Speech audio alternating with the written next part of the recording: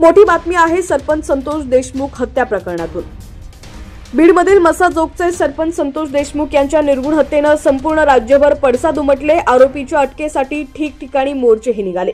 या प्रकरणातील 8 आरोपींना अटक करण्यात आली आहे। या प्रकरणातील आरोपी सुदर्शन घुलेला कोर्टाने सीआयडी कोठडी सुनावली आहे, तर इतर आरोपी हे लॅनाईन कोठडीत आहेत। संतोष देशमुख हत्या प्रकरणात आजचा दिवस महत्त्वाचा ठरण्याची शक्यता आहे। बातमी सविस्तर पाहूया त्याआधी तुम्ही HPN मराठी न्यूज चॅनल पहिल्यांदाच पाहत असाल आणि अजूनही चॅनलला सबस्क्राइब केलं नसेल तर नक्की सबस्क्राइब करा, जेणेकरून आमचे अपडेट्स लवकरात लवकर तुमच्यापर्यंत पोहोचतील।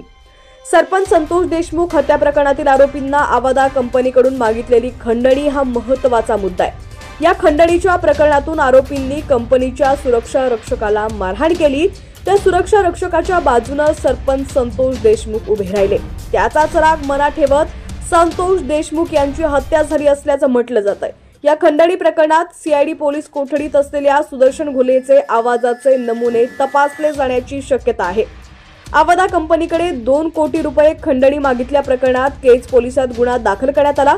संतोष देशमुख हत्या प्रकरणाच्या तपासात आवादा कंपनीच्या अधिकाऱ्यांनी खंडणी मागितल्याचा ऑडिओ पोलिसांना दिलाय, त्यामुळे आवाजाचे नमुने तपासले जाणार आहेत।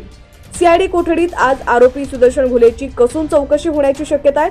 सुदर्शन घुलेच्या खंडणी प्रकरणात सहभाग असल्याचे समोर आले, मात्र सुदर्शन घुले यानं कुणाच्या सांगण्यावरून खंडणी मागितली, खंडणीची काही रक्कम स्वीकारलेली आहे का, अशी अनेक महत्त्वाच्या मुद्द्यांची चौकशी केली जाणार आहे। तसंच खंडणी प्रकरणाचे सत्य बाहेर येण्याची शक्यता वर्तवली जाते। खंडणी प्रकरणात सुदर्शन घुले, विष्णू चाटे आणि वाल्मिक कराड यांच्या विरोधात गुन्हा दाखल आहे। यात आणखी कुणाचा सहभाग आहे का हेही तपासलं जाणार आहे। संतोष देशमुख हत्या प्रकरणातील आरोपी कृष्ण आंधळे हा अजूनही फरार आहे। 2 वेळा फरार घोषित करूनही कृष्ण आंधळे अद्याप पोलिसांना सापडलेला नाहीये। गाडीचा ठिकाणा सोडून आरोपी पळून गेले, त्याचा व्हिडिओही समोर आला, मात्र नेमका कृष्ण आंधळे 62 दिवस सापडत नाहीये। त्यामुळे कृष्ण आंधळे गेला कुठे असा प्रश्न उपस्थित होतोय। स्थानिक नागरिकांनी आणि संतोष देशमुख यांच्या कुटुंबियांनी पोलिसांवर आरोपीला पाठीशी घालण्याचा आरोप केलाय।